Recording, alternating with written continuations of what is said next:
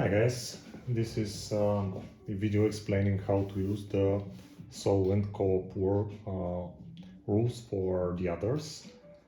So basically, in this part I will explain what you need to prepare before even starting playing the game.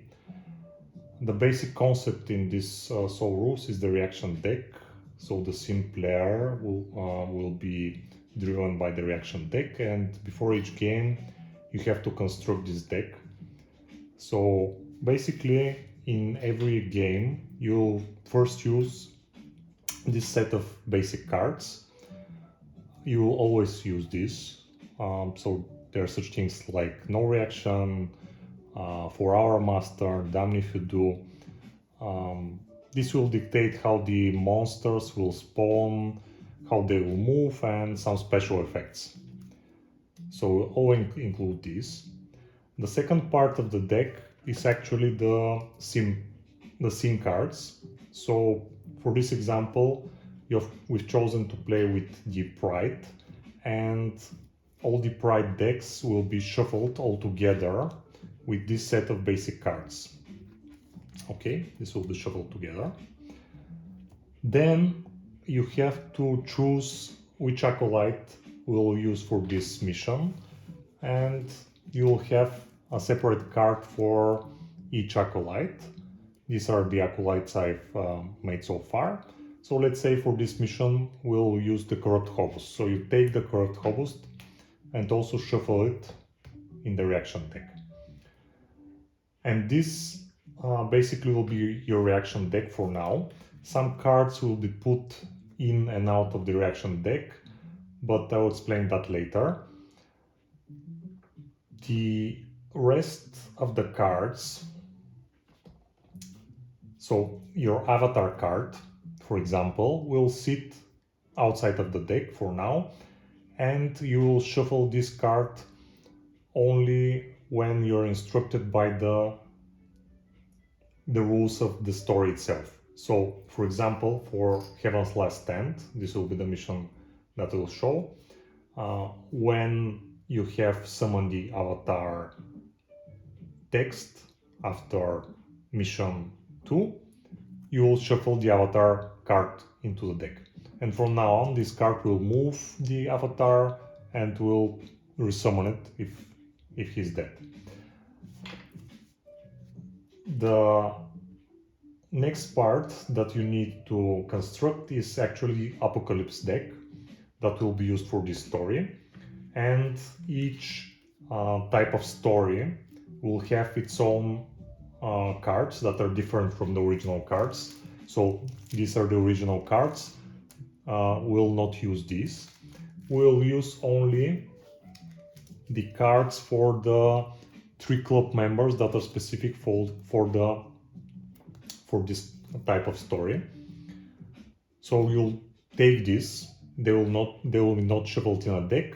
They will sit outside of the board just like this, just for reference of what are the special abilities of these Hell Club members. The Apocalypse deck will consist of the special cards for this deck, 3 or 4 cards, and also each of the Hell Club's member will have their own card. We will take cards that are specific for these club members, like this, okay, these 3, and we'll shuffle them together with this story, the Apocalypse card for this story. Okay, and this will be our Apocalypse deck. Okay, so we have our Apocalypse deck and we have our reaction deck. They will be shuffled and placed face down. There is one more card that will sit outside of the deck, and this is for the traitor card for one of the stories. The traitor hero will come just similar to the avatar, will be summoned during the mission, and then you'll shuffle the traitor cards into the deck, but for now we'll not use this. So the rest of the acolytes that we're not using and the helpless members and this card will be set aside. Then you have to choose the story. Our example play here will use Heaven's Last Stand. So you will also have to print in the file that I'll provide. There's a little sheet for each of the stories so far, and you have to find the sheet for this particular story. So Heaven's Last Stand, it will look like this. So on this card you will find any changes to the story that are relevant to the solo and co-op rules. So for example, for the mission number 2, Clear Illuminations, we have a change in the text. Instead of something in the text, you'll use something else because of the structure of the solo. You will find this for each mission or for the setup, but for this particular mission we don't have any setup, so no changes here. And then in the white box you will find order of things that will happen during each deck shuffle. So a number of things will happen when we reshuffle the reaction deck. The reaction deck will be reshuffled at some point, and this will actually trigger some stuff. You have a reminder card that actually reminds you what will happen, each of the things that could happen after a reaction deck got shuffled. One of the things is to check all these things that will happen after a deck shuffle. But I will explain this in more details when I show you how to play this mold. And the last thing, no, actually there's two more things. First, there is a slight change in the Apocalypse track, so you have to also print this that I provided. There are not many choices, but few things are rearranged, and I like to slap it on top of my Apocalypse track and keep it there. And the last change will be actually to somehow mark your altars. You can mark them with numbers, like I stick some numbers here, 1, 2, 3, or you can just use the colored markers from the game. You can mark, actually you have to mark 1 with green, 2 with yellow, and 3 with red markers, or any marker that you like.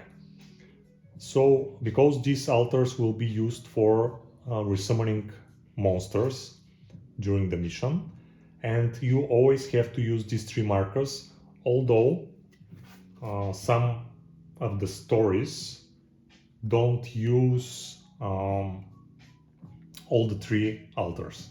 So for example, you'll place the altars as per the story. However, you can see on these 2 stories there are only 2 altars on each of the map variants. So you need to find a place for the 3rd marker, and it's up to you. I would recommend it will be at equal distance from the other 2 altars as far. And I decided to place the 3rd altar at this place because it's equally distanced from the other 2 altars. It's 1, 2 from the 2nd altar and 1, 2 from the first altar, and 1, 2 from the starting place. So with this, our setup is ready and we can start the game. Basically, the structure of the solo rules is as follows. The hero takes their turn, then we draw a reaction card from the reaction deck. Then the next hero takes their turn. All the heroes have to do all of their end of turn abilities and effects, and after that they draw a reaction card. and this will continue until the game ends. That's it, simple. With that, let's start with our first hero turn, and this is Leah. So at the start of your turn, each round, give any hero an extra turn token. Okay, so we don't have rounds, but we will trigger Leah's ability each time we need to shuffle the reaction deck. So for this first activation at the start of her turn, let's give extra turn token to Torli. And let's do Leah's turn. So Leah will move to the street and she will try to shoot at this abomination, acolyte. Okay, she will take 1 corruption. So with this she will have 4 dice. And we have 2 hits and a cascading die. This is more than enough to kill this acolyte. And we'll place it here. And this is the end of Leah's turn. Next, we draw a reaction card. So this reaction card is Price of Hubris. And it says, if a hero is alone, he or she must destroy an upgrade or take 1 wound. Since Leah cannot destroy an upgrade, she will just take 1 wound. Alright. Then it's Torli's turn. Let's see. He will actually use his city action token. This will trigger the satellite to kill this abomination. And he will take another +1 extra turn token. Then, for his actions, he will pass from here, take this Raven Corp token, and he will come here. Okay, so he will need to take a roll for corruption because of the corruption symbol. Another change for the game and for the setup, as you can notice, there are no activation tokens because you don't have rounds. And also there are no summon tokens. You just ignore summon tokens whenever you see them in the rule, and you ignore the summon tokens on the map as if they are not existent. We'll summon monster through the altars. Okay, so let's roll to see if Torli will take corruption. No, I think this is just a hit. And he will take this badge, this commissioner badge, and with his attack, he will attack at the abomination. Okay, Torli will take a corruption, so he has a base of 4 dice, 1 more from the corruption, and 1 more from the commissioner badge. The abomination have 3 dice plus 1 from the pentagram token. Okay, let's see what Torli will roll. We have 4 hits, one defense that will be actually ignored from the Pride's ability, and we have 1 anti-corruption.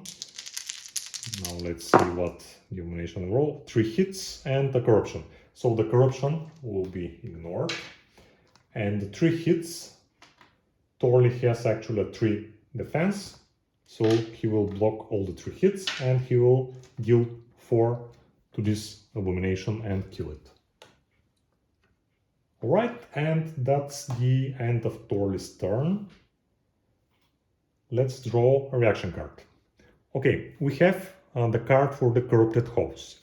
It says that it moves all acolytes 1 space toward you. So the movement is another tricky part of this rules. The monsters that have to move will try to take the shortest available path. So, for example, for this acolyte, the shortest path is here and here, so they'll move one space. For this acolyte, it's also easy. They'll move here. For this acolyte, actually this acolyte have a choice. They can move here or they can move here.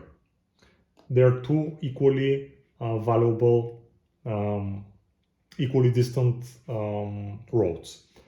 So the rule is the acolyte will always try to move to a space where there is no monsters.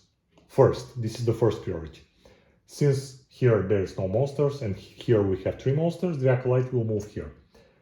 If this wasn't the case, if here were also 3 monsters, and so equal amount of monsters on both spaces, they will always take the left side.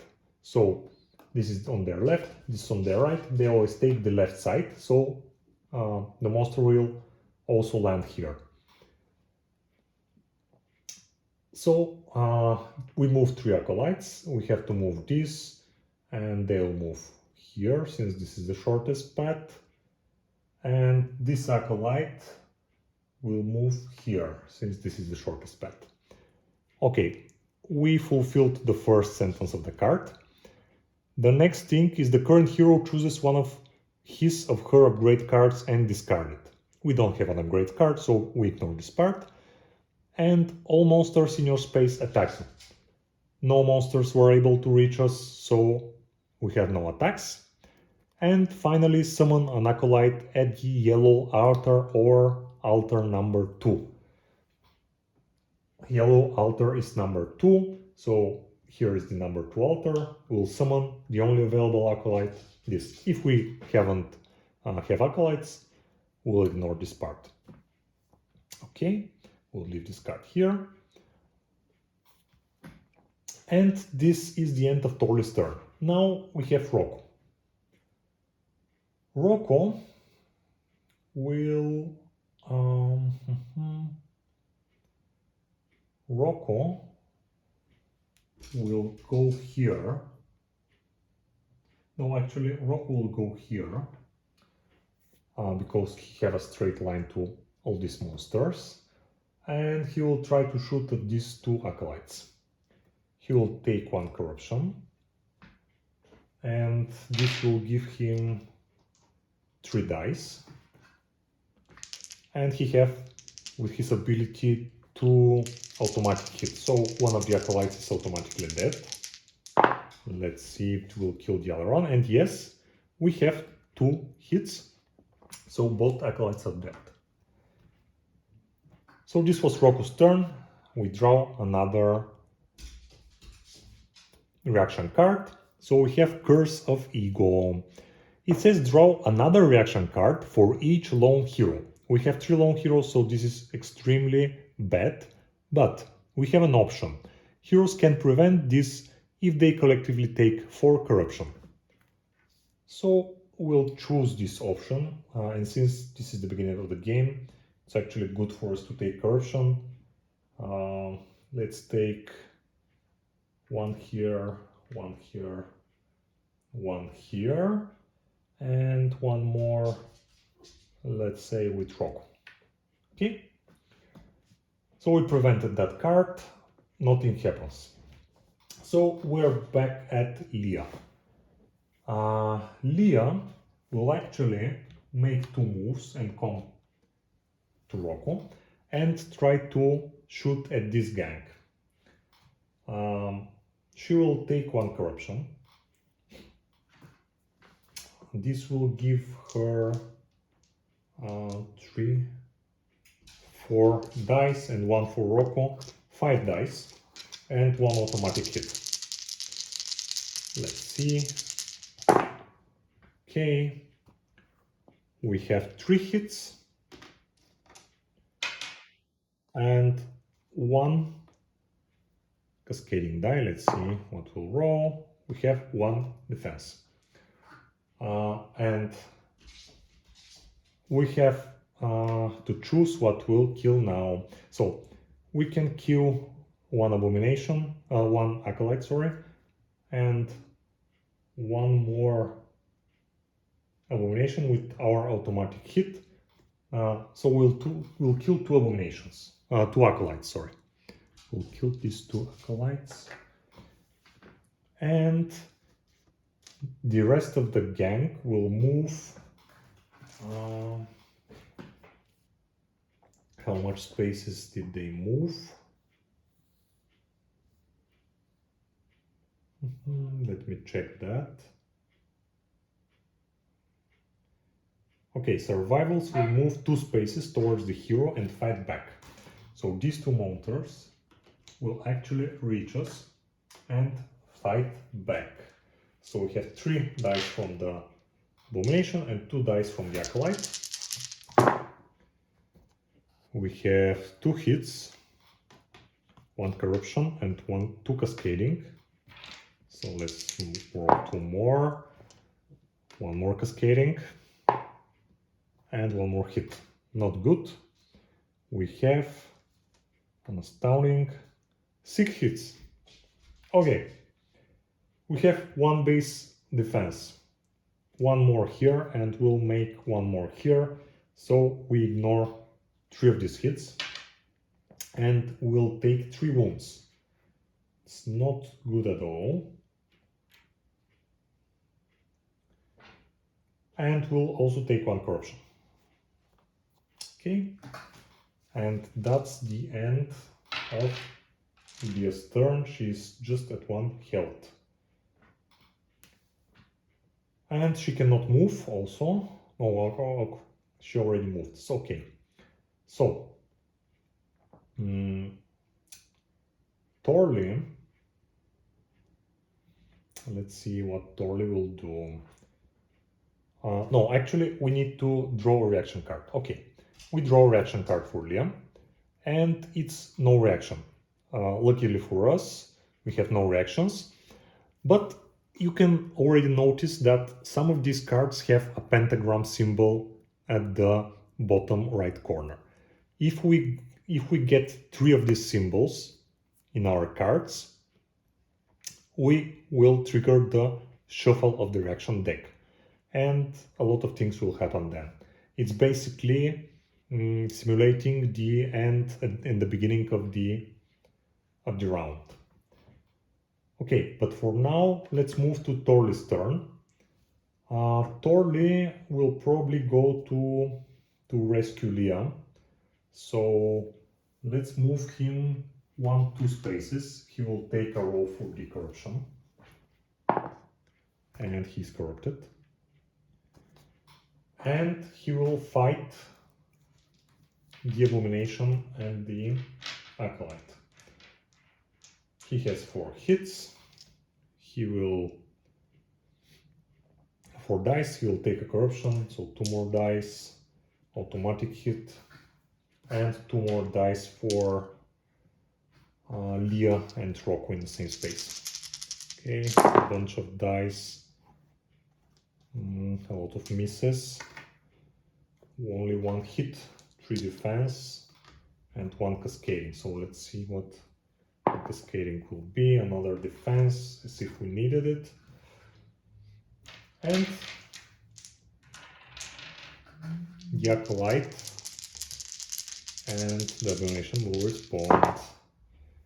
We have 3 hits and 2 corruptions. Okay, the hits we ignore all. This is obvious.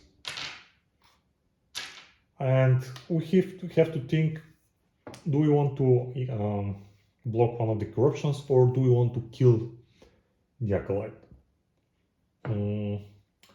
Actually, let's block the corruption for now. And we'll take 1 corruption. And this is the end of the turn, so we will draw another card. And this is very bad for us, Phobia, which says it will teleport the hero at the yellow altar, and this is the altar number 2. This teleportation is not a move, so will not trigger any corruption or attacks from the monsters. However, now you can see we have 3 pentagram symbols.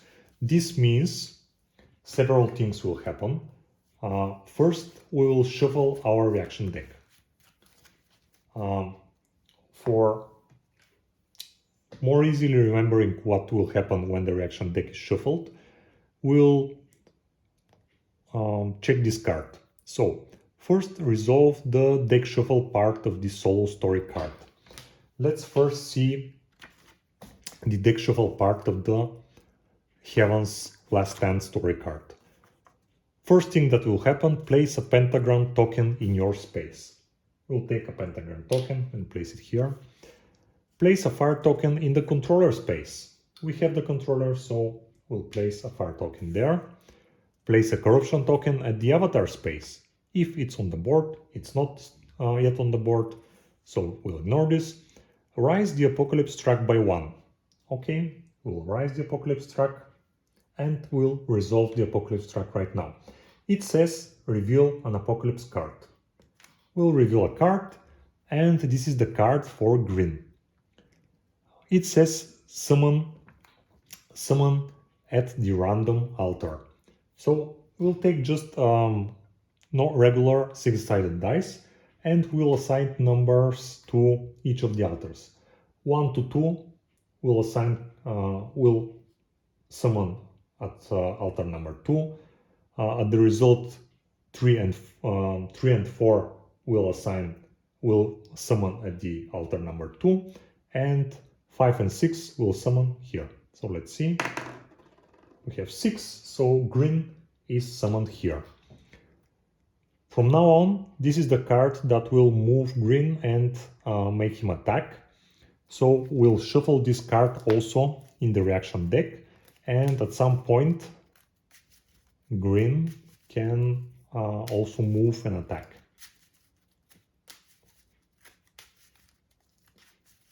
Okay, this was the apocalypse track. Let's continue with the story card.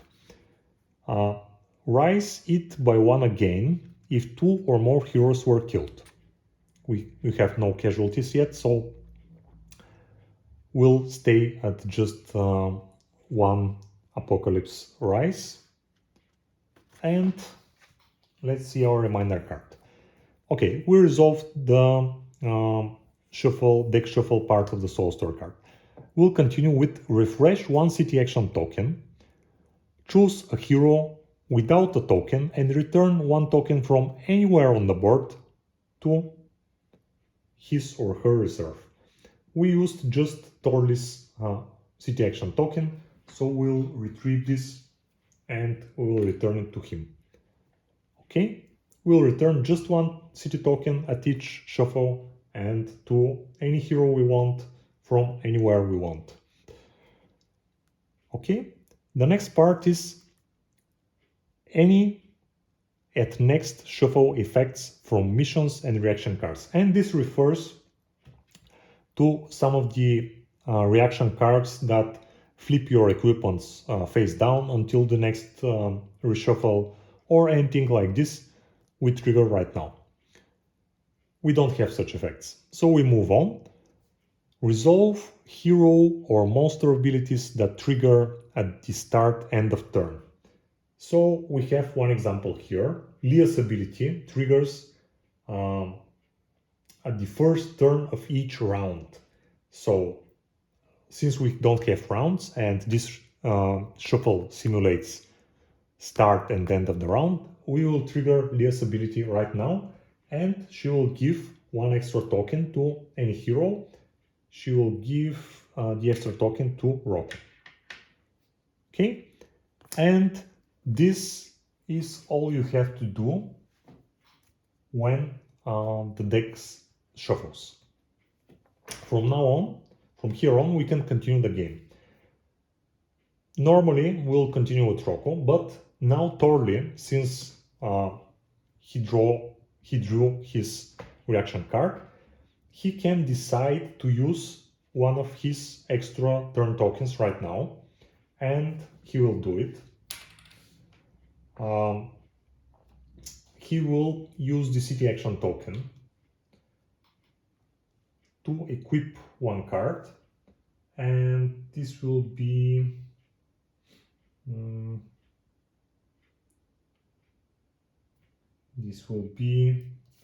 Angel's Tears, since we are very close to corrupting ourselves. Okay, and he will attack these two monsters.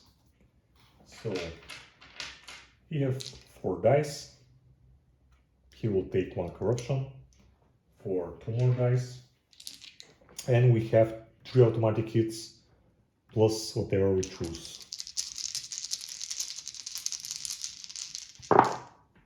Oh, and 1 more die for the Commissioner badge.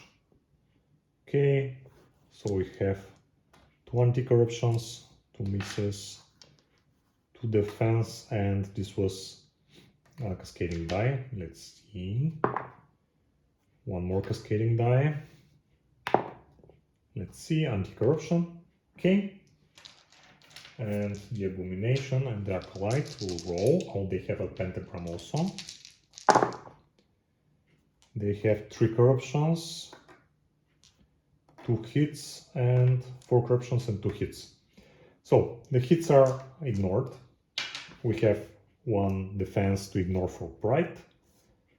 We have 4 corruption. Actually, we have 3 anti-corruption, so 3 of these are ignored. We have 3 automatic hits, so the Abomination is killed. And we have actually 3 things that we need to decide what they are, and we'll do 2 hits to kill this acolyte, and we'll block the last corruption.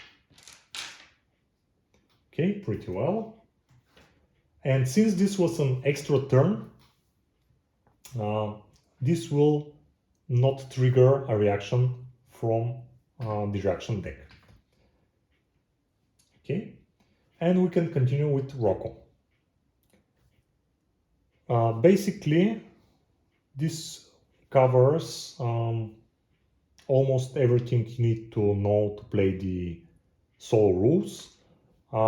Once you go through these missions, you have to check how some of the rules for them are changed in the story changed.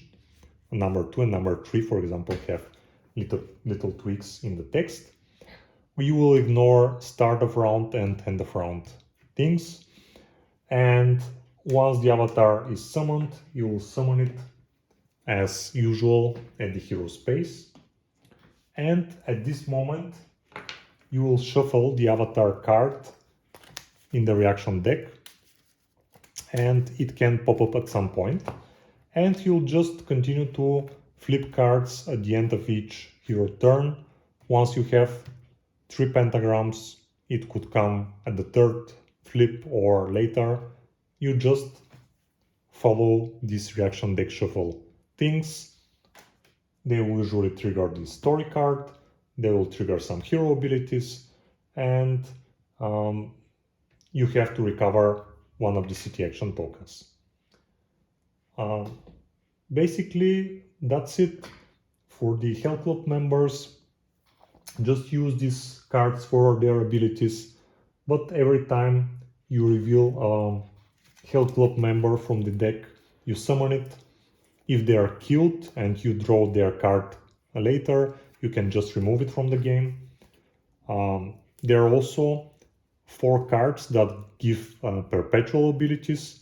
For example, at each deck shuffle, you have 1 more thing to follow to monitor. You have to place a fire token at random altar.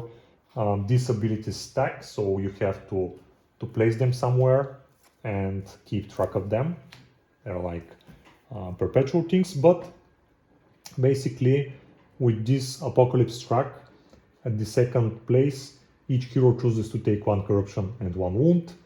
Then you reveal another Apocalypse card, and another and another, you will reveal 4 apocalypse cards if you come at that point, and then the last 2 spaces are the same as the original track. And yeah, basically the reaction deck will move the monsters, will make them attack, and will resummon them at the altars. If you kill monsters fast, probably they won't be able to summon, to resummon at the same pace. But if you're not lucky, these cards can undo your work. So try to fulfill your missions faster. And yeah, basically that's it for the solo co-op rules. You can find the file with the full rule sets in BGG. And thank you.